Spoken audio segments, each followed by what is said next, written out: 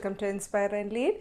ഇന്ന് നമ്മൾ ചെയ്യാൻ പോകുന്ന റെസിപ്പി ബീഫ് യാഖ്നി. യാഖ്നി എന്ന് പറയുന്നത് ബ്രോത്ത്. അപ്പം നമ്മൾ ഏത് മെയിൻ ഇൻഗ്രീഡിയൻ്റ് ആണെങ്കിലും അതിൻ്റെ ബ്രോത്തിൽ റൈസ് കുക്ക് ചെയ്യുന്നതെന്ന് യാഖ്നി എന്ന് പറയുന്നത്. അപ്പം നമ്മളിവിടെ ചെയ്യാൻ പോകുന്നത് ബീഫ് യാഖ്നി. അപ്പം നമുക്ക് ബീഫ് വേണം, റൈസും വേണം. ഞാനിവിടെ 1 കിലോ ബീഫ് എടുത്തേക്കുന്നത് 3 cups ബസ്മതി റൈസും. അത് നേരത്തെ പ്രീ സോക്ക് ചെയ്തിട്ട് വെള്ളം സ്ട്രെയിൻ ചെയ്ത് വെച്ചേക്കുക. ബാക്കിയുള്ള ഇൻഗ്രീഡിയൻസ് വളരെ സിമ്പിളായിട്ടുള്ള കാര്യങ്ങളാണ്. തക്കാളി, ടൊമാറ്റോസ്, അനിയൻസ്, വലിയ അനിയന്, പിന്നെ എന്താ ജിഞ്ചർ, ഗാർലിക്, ഗ്രീൻ ചില്ലി ഒരു പേസ്റ്റ് ഉണ്ടാക്കുന്നുണ്ട്, പിന്നെ പുതിനയില, മല്ലിയില, പിന്നെ നമ്മുടെ ഗരം മസാലാസ് പോലത്തെ കുറച്ച് സാധനങ്ങളാണ്.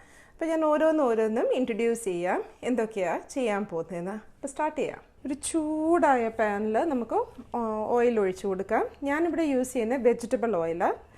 നെയ്യ് ഇടാം, അല്ലെങ്കിൽ ഡാൽഡ ഇട്ട് ഫ്രൈ ചെയ്യാം. പക്ഷേ എനിക്ക് കിട്ടിയ ബീഫ് അത്യാവശ്യമായിട്ട് ഫാറ്റ് ഉണ്ടായതുകൊണ്ട് ഞാൻ വെജിറ്റബിൾ ഓയിലാണ് ഒഴിക്കുന്നത്.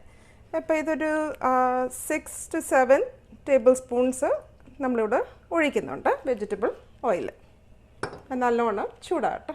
എണ്ണ നല്ലോണം ചൂടാകുമ്പം ഞാനിവിടെ ഒരു 4 വലിയ സവാളയും ഒരു 10 കൊച്ച് ചെറിയ ഉള്ളിയും കൂടെ അരിഞ്ഞിട്ടുണ്ട്. അത് നമ്മൾ ഒന്ന് വഴറ്റിയെടുക്കാം. ഉള്ളി ഒന്ന് മൂത്ത് വരുന്നുണ്ട്. ഇപ്പം ഈ സമയത്ത് നമ്മുടെ പച്ചമുളകും വെളുത്തുള്ളിയും ഇഞ്ചിയും അരച്ച് നമുക്കിടാം. ഞാനിവിടെ ഒരു 8 പച്ചമുളകും ഒരു 10 വെളുത്തുള്ളിയും അല്ലിയും പിന്നെ ഒരു ചെറിയ കഷ്ണം ഇഞ്ചി, ഒരു മീഡിയം സൈസിലെ ഇഞ്ചിയാണ് അരച്ചേക്കുന്നത്. അപ്പം എരിവ് കൊടുക്കുന്ന പച്ചമുളകിന്. സോ അത്രയും സ്പൈസി വേണ്ടെങ്കിൽ ഗ്രീൻ ചില്ലിയുടെ എണ്ണം കുറച്ചാൽ മതി. ഈ ജിഞ്ചർ ഗാർലിക് ചില്ലി പേസ്റ്റ് ഒന്ന് റോ സ്മെല്ലൊക്കെ മാറി ഈ സമയത്ത് നമുക്ക് ടൊമാറ്റോസ് ആഡ് ചെയ്യാം. ഞാനിവിടെ 4 വലിയ ടൊമാറ്റോയാണ് എടുത്തേക്കുന്നത്.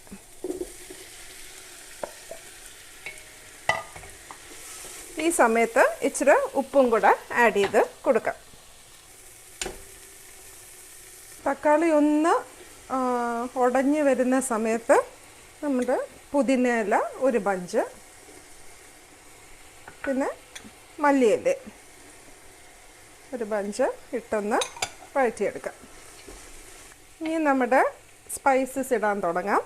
ഞാനിവിടെ എടുത്തേക്കുന്ന ക്രഷ് ചെയ്ത് കറുത്ത കുരുമുളക്, പിന്നെ ജാതിപത്രി, അത് നട്ട്മെഗും മീസും, പിന്നെ എന്താ നമ്മുടെ വലിയ ഫെനൽ സീഡ്സ്, പെരുംജീരകവും, പിന്നെ കുറച്ച് ഏലക്ക, ഇത്രയും കൂടെ ഞാൻ ക്രഷ് ചെയ്തിട്ടിട്ടുണ്ട്. ഇതിൻ്റെ എത്രയൊക്കെ അളവ് ഞാൻ ഡിസ്ക്രിപ്ഷൻ ബോക്സിലിടാം. പക്ഷേ ഇതെല്ലാം കൂടെ ഒരു 1.5 ടീസ്പൂണോളം വരും. അപ്പോൾ ഇത് നമുക്ക് ഇട്ട് കൊടുക്കാം. ഒരു 1/2 ടീസ്പൂൺ മഞ്ഞൾ,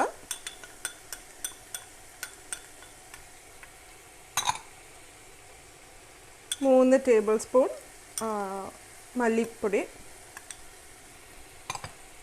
ഇത് കാശ്മീരി ചില്ലി പൗഡറും സാധാരണ റെഡ് ചില്ലി പൗഡറും കൂടെ മിക്സ് ചെയ്ത് വെച്ചേക്കുക. ഞാൻ 2 table spoon Kashmiri chilli powder എടുത്തിട്ടുണ്ട്. 1.5 ടേബിൾ സ്പൂൺ റെഗുലർ ചില്ലി പൗഡറുമാണ് എടുത്തേക്കുന്നത്. അതും ഇട്ട് കൊടുക്കാം. നല്ലോണം മിക്സ് ചെയ്ത് ഈ മസാല ഒന്ന് മൂപ്പിക്കാം. ഇത് മൂക്കുന്ന സമയത്ത് ഞാനൊരു കാര്യം കാണിക്കാം. നമുക്കിവിടെ ഒരു കിഴി കെട്ടണം. 2 കറുവാപ്പട്ട, പിന്നെ കുറച്ച് തക്കോലവും പിന്നെ കുറച്ച് ഗ്രാമ്പൂവും ഇട്ട് നമ്മളിത് നല്ലോണം കിഴി കെട്ടി ഇറക്കി വെക്കണം. അപ്പം അതിങ്ങനെ ഒരു മസ്ലിൻ ക്ലോത്തോ ഫിൽറ്റർ പോലത്തെ പേപ്പറിൻ്റെ അകത്ത് റാപ്പ് ചെയ്ത് നമുക്ക് കിഴി കെട്ടി വെക്കാം, റെഡിയാക്കാം. ഈ സമയത്ത് നമുക്കൊരു 1/2 കപ്പ് തൈരും, നല്ല കട്ടയ്ക്കുണ്ട തൈരാണ് വേണ്ടിയ, മിക്സ് ചെയ്യുക. എന്നിട്ട് നമുക്ക് ബീഫ് കുക്ക് ചെയ്യാനായിട്ട് വെക്കാം. മിക്സ് ചെയ്യുക. ഇനി ഇത് യാഖ്നി അത് ബ്രോത്ത് ഇറങ്ങാനായിട്ട് നമുക്ക് വെള്ളം ഒഴിച്ചു കൊടുക്കണം. വെള്ളം ഒഴിച്ചു കൊടുക്കുന്നതെന്ന് പറഞ്ഞാൽ നല്ല തിളച്ച ചൂടുവെള്ളമായിട്ട് തന്നെ ഒഴിക്കണം. അരിയുടെ പ്രപ്പോർഷനായിട്ടിരിക്കും. ഞാൻ ഇവിടെ ഒരു 3 കപ്പ് അരിയാണ് എടുത്തേക്കുന്നത്. അതുകൊണ്ട് ഒരു 4.5 കപ്പ് തിളച്ച് വെള്ളമാണ് ഒഴിക്കാൻ പോകുന്നത്. എന്നിട്ട് നമ്മൾ ഈ ബീഫ് ആ വെള്ളത്തിലാണ് കുക്ക് ചെയ്ത് എടുക്കുന്നത്.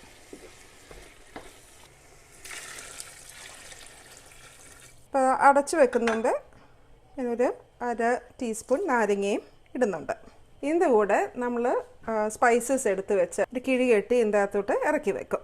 ഓക്കെ, ഈ ബ്രോത്തിലിരുന്ന് ഈ ബീഫ് ഒന്ന് സെമി കുക്ക്ഡ് ആണ്. നമ്മളിതൊന്ന് അടച്ച് സെമി കുക്ക്ഡായിട്ട് എടുക്കാം ബീഫ്.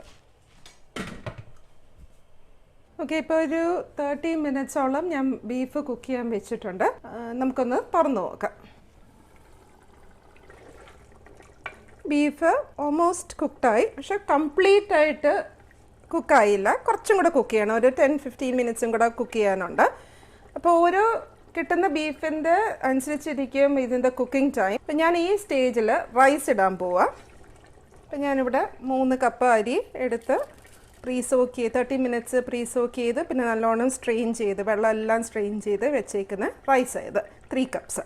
അപ്പം നമുക്കിത് ഇടാം.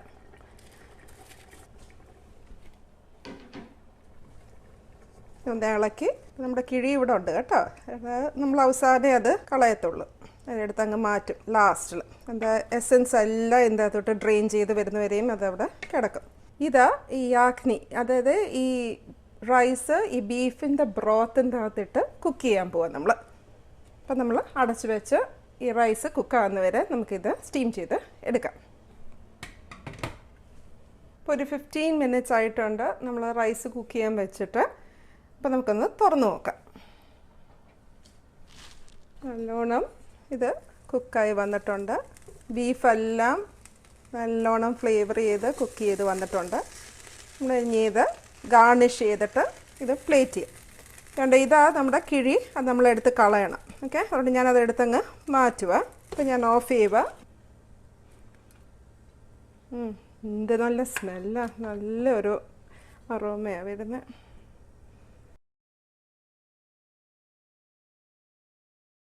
നമുക്ക് ഇത് പ്ലേറ്റ് ചെയ്യാം. ബീഫ് യാഖ്നി റൈസ് ഇവിടെ റെഡി ആയിട്ടുണ്ട്. ഇത് ഭയങ്കര ടേസ്റ്റാണ്. ഇത് പിലാഫോ അല്ലെങ്കിൽ ബിരിയാണിയിൽ ഒന്നൊരു വ്യത്യസ്തമായിട്ടൊരു ഡിഷായത്. അപ്പോൾ ഡെഫിനറ്റായിട്ടും ട്രൈ ചെയ്യണം. പിന്നെ ഇതിൻ്റെ റൈസ് കണ്ടോ, ഇതെല്ലാം ഇൻഡിവിജ്വലായിട്ട് നിൽക്കുക, ഒട്ടും സ്റ്റിക്ക് ചെയ്യാവുന്നില്ല.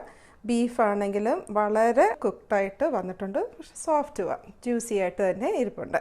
ഈ റൈസ് ആ ബ്രോത്തിൻ്റെ അകത്തിട്ട് കുക്ക് ചെയ്യുന്ന ആ എസൻസ് എല്ലാം ഈ ചോറി പിടിക്കുന്നതാണ് ഈ ഡിഷിൻ്റെ ഒരു പ്രത്യേകത. അപ്പം ഡെഫിനറ്റായിട്ടും ട്രൈ ചെയ്യണം, കമൻസും പറയണം. ഇന്നത്തെ വീഡിയോ ഇവിടെ തീരുക. നെക്സ്റ്റ് വീക്ക് വേറൊരു വീഡിയോ ആയിട്ട് വരും. Until then, this is Preetha. Take care.